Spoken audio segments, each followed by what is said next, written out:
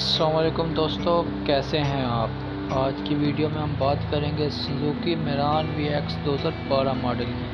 तो वीडियो शुरू करने से पहले अगर आप हमारे चैनल पर नए हैं तो आपसे रिक्वेस्ट है कि हमारे चैनल को सब्सक्राइब कर लें ताकि आने वाली हर न्यू वीडियो आपको टाइम पे मिल सके। सुजुकी मेरान VX 2012 मॉडल है जो अब तक 50,000 किलोमीटर चल चुकी है।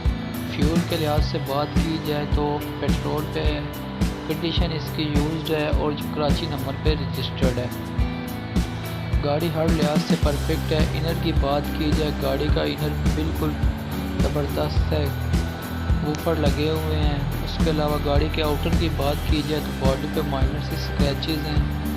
इंजन इसका 100% वर्किंग है। बैटरी इसकी बिल्कुल ज़बरदस्त है। टायर, रिम वगैरह सब कुछ जेन्युइन है, बिल्कुल न्यू कंडीशन में है। टैक्स जो है, टोकन टैक्स इसका 2021 तक पेड है। ओपन फाइल है। अगर आप ये गाड़ी खरीदने में इंटरेस्टेड हैं तो नीचे दिए गए लिंक पर क्लिक करके आप सेलर से रब्ता कर सकते हैं।